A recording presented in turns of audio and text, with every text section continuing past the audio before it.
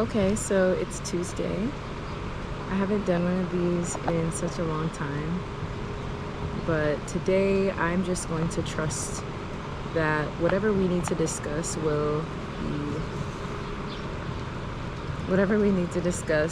be illuminated by the cards. So let me get to shuffling. Today I'm using the Tarot of the Orishas once again, my favorite deck. These are the biggest cards that I have actually. So sometimes it takes me a little longer to shuffle these ones. But I feel like there's been lots of themes about family, trust. Okay, so we've been all experiencing on a collective level various growth and transition obstacles, and just the need to trust ourselves around the themes of family, of career. I know of lots of folks who have been quitting their jobs or planning on putting their 2 weeks in, and just really feeling depleted by the demands of the workforce as it is now. We've also been dealing with themes around communication and trust, as well as accuracy. I know that the South Node is currently in Libra, which is pushing us to pay more attention to the words that we use, the ways that we communicate, and the white lies that we tell to try and preserve our idea of grace or our idea of perfectionism.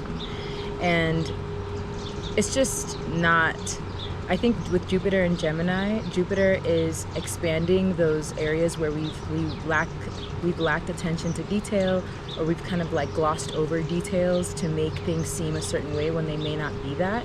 And with Jupiter trining the South Node, it's expanding all of the positive qualities as well as the negative qualities that we need to shed, in the hopes that we will lean more toward those qualities that support us and that highlight the best versions of ourselves, individually and as communities and collectives. The first cards that came out of the deck were Goblins and Gnomes, as well as the Four of Wands.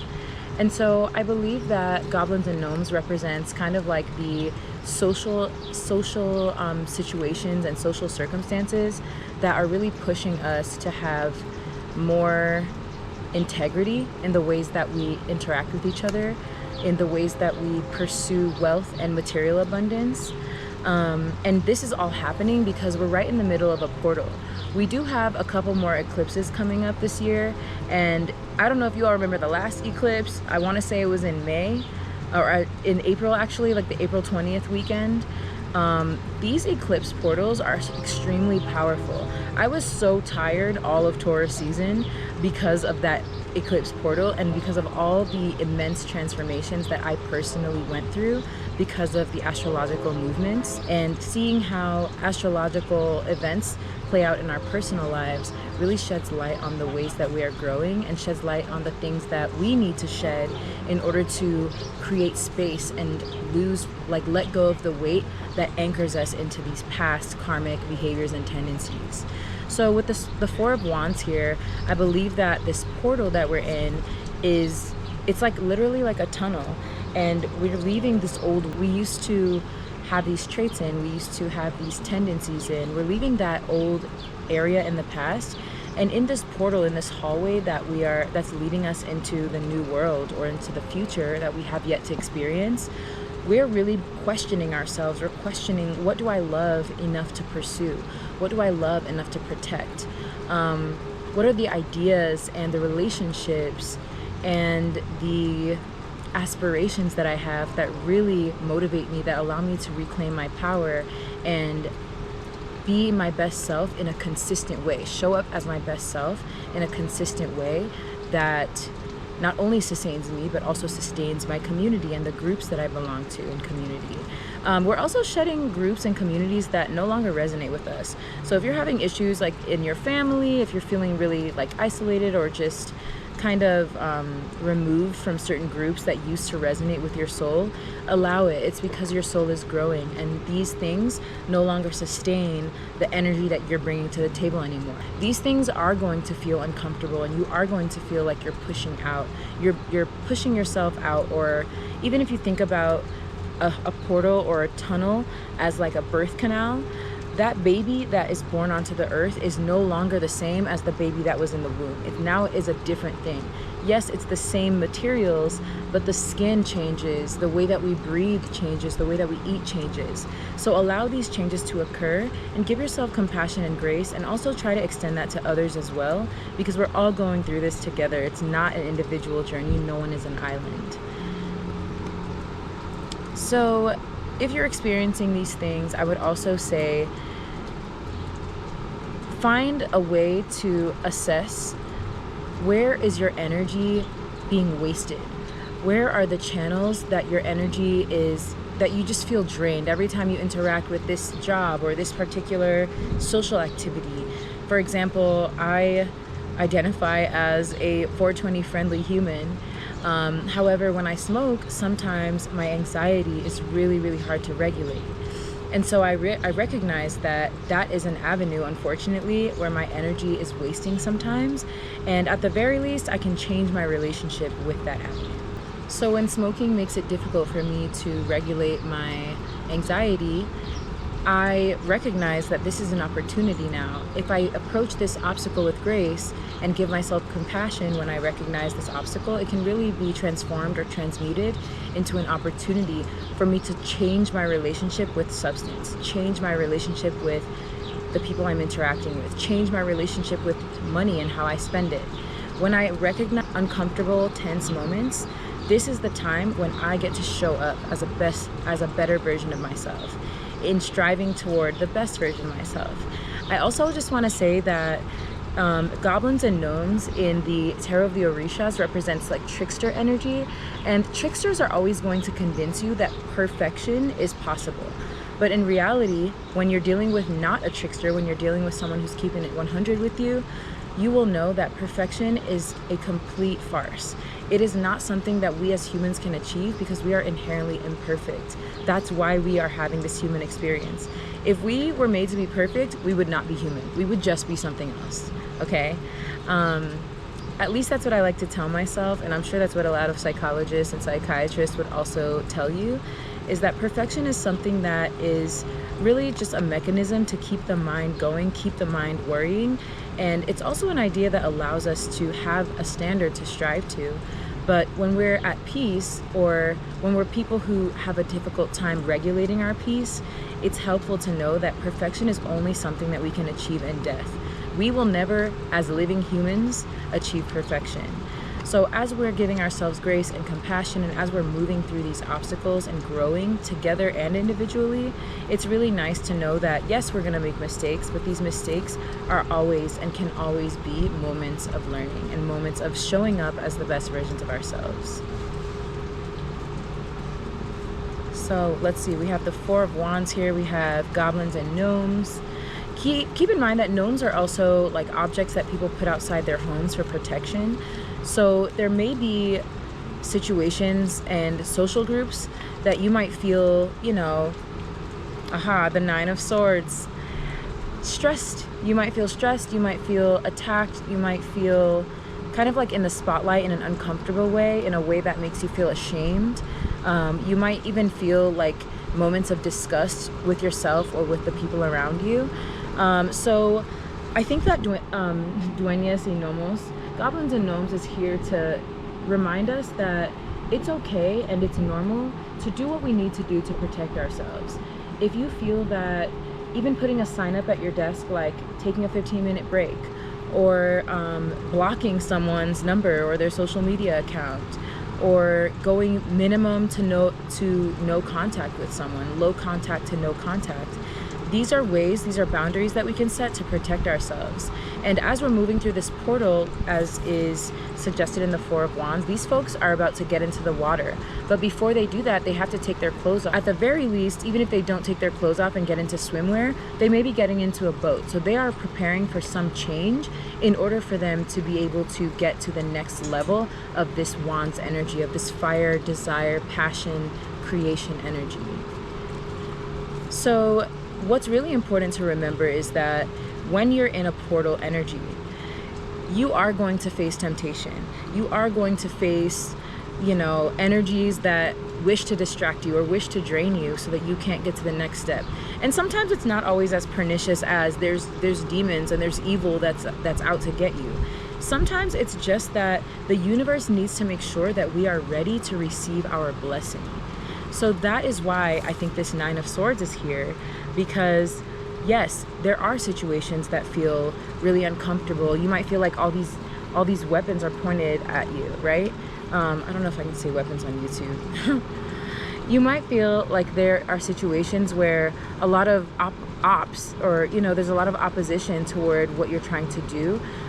Your home is now being, you know, surrounded by people who may not have your best interests. So put your gnomes outside. Place protection around yourself.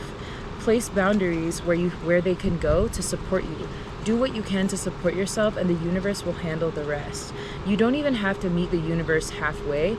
All you have to do is take one step, and that one step is your Ace of Wands energy. The one step that we can take, even if it's just changing a mindset, changing the way that we talk to ourselves, meditating for 5 minutes in the morning, stretching your back out, stretching your body out when you feel that overwhelmed feeling at work, putting in those 2 weeks at that job that is not supporting you and not sustaining you. All of these actions, these are life transforming actions, your Ace of Wands. And it's very powerful energy, because once you put that fertile wand in the ground, the universe has received the call. It's like, wow, this person is ready for their life to change. Now I can come and do the rest 90% of the work, okay? And always remember that the universe is always working in your favor. Everything that happens to you is happening for your growth, so that you can show up as the best version of yourself. And I know that that can be a little bit of a controversial belief, because people go through terrible things and bad things happen to good people all of the time. But I do truly believe that everything that happens to us is happening for the purpose of our growth. So let's see, what is some advice that we can get for, ooh, okay, not the devil. Okay, but when the devil comes out as advice, I really think of it as that really focused, persistent, resilient, practical, and structured Capricorn energy. If I'm gonna go through a difficult time period, I'm going to set myself up for success, because that's what a Capricorn does. The devil is also about confronting our toxic beliefs, toxic habits that get in the way of our success and of our prosperity. So if you're someone who, you know, you had a hard day, so you're just gonna go buy a little treat after work, but then you realize like, oh shit, this is $350 I'm spending a week on a little treat, or you know, this is taking up way too much of my budget and I can't continue this habit. Even though it feels good in the moment, it gives you that comfort, that instant gratification that you may need after a long day. It's a good idea to try to find healthier ways to get that same high or that same buzz that you're looking for, that same pickup that your soul needs after it's been through a difficult time or a challenge. Because the challenges are coming. It's not getting easier over time. It's like high school. It just got more challenging as we went. But we grew stronger, faster, smarter, better, right? And it's not about being fast. Sometimes the speed that we move at is the toxic trait. Sometimes the healthy thing to do is slow down. It's possible to go farther when we go slower. Sometimes you can get somewhere quickly when you move fast, but you're not getting far. You're just going like 100 meters. You want to go 100 miles. You want to go 100 years, 100 generations. So what are the toxic habits, the self-undoing habits, the relationships, the connections that drain us and take from us more than they give? What are the ways that we can transform those, shift those, make small changes to those, so that in the next round, when we get out of this portal and we're in the new world, these same things are not the same things that we're suffering through. These things could even be the things that are strengthening us. These could be the things that we're celebrating. One of my favorite readers, Minnow Pond, he talks about the devil card as having stuck energy, like stuck anxiety, anger, you know, grudge holding, addiction, stuck at the base chakra. The devil does represent the base chakra, the root, which is where our sense of safety, our sense of purpose, our sense of groundedness and feeling supported, that is that chakra where all of these ideas live. And so when we feel like stuck in that area, like I don't feel safe, I don't feel like I can protect myself, I don't feel like I can speak up for myself, this is when it's important to bring that energy up into our crown, our third eye, our throat chakra, our heart, and heal these upper chakras that allow us to express ourselves healthily, that allow us to show compassion and grace and love when people are pissing us the F off, right? This is the area where our new ideas, fresh air, connectedness, the idea and knowing that we're supported and protected in everything that we do, that's when this could be a time when we can bring that stuck energy up and find something new to do with that energy, because allowing it to sit and stew, allowing that grudge that you've been holding for the last 3 years to stew, it's going to show up on your back as pain. It's going to show up in your skin as eczema. It's going to show up in your body because the body holds the score. So release.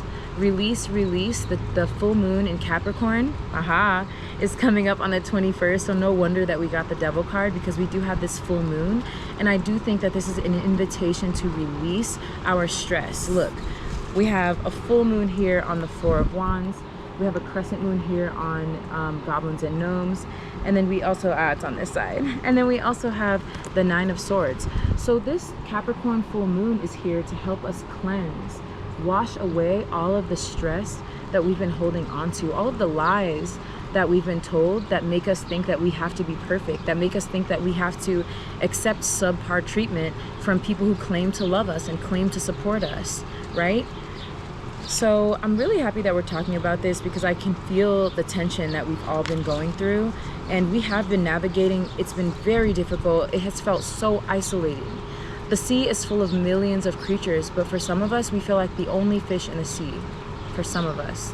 For some of us, we feel like we've been in relationships that, you know, we might be afraid to disconnect from because, well, we don't know if there's other fish in the sea. We've been isolated for so long. We've been trying to survive on our own air supply for so long, right? Now, what I'll say is, the Four of Cups, again, we have 2 fours here, so stability is coming, and when you put 2 fours together, that gives 8. 8 is the number of abundance, and it's the number of self. When you feel abundant within, you will have abundance on the outside as well. The Four of Cups is very much about simplifying emotionally, getting rid of all the, cloudy, foggy emotions, the lower vibration fear, anger, just like attachment to things that really do not support us, again with that Devil energy. And it's about anchoring into quality instead of quantity. In the regular Rider-Waite tarot, you'll see the Four of Cups has 3 cups on the bottom of the cup, and then 1 cup being handed to the character by a divine hand, a disembodied hand. And on that card, I think it really demonstrates the difference between quality and quantity, because the divine cup, the one that we don't have yet, is always the one that's in our mind. Our mind knows it's there, but when our energy is stuck in our body, when we're only focused on what we can get our hands on, we're not always aware of the wealth that is around us, the wealth that we can obtain from interacting with new people, from focusing on new energy, from focusing on positive emotions or liberating emotions, even if they're not positive, by finding healthier ways to express our emotions, and by finding gratitude even when things aren't necessarily perfect, again, because perfect is what? Impossible. It's unattainable, right? But the Four of Cups definitely indicates that we're on our way to a period of high quality and less quantity. So allow yourself, if you notice that there's simplification happening, if you're noticing loss in your life, allow it to happen with grace and give it compassion. When a person dies, we don't clutch onto their bodies. We give them a proper, respectful burial, and we allow their souls to cross over.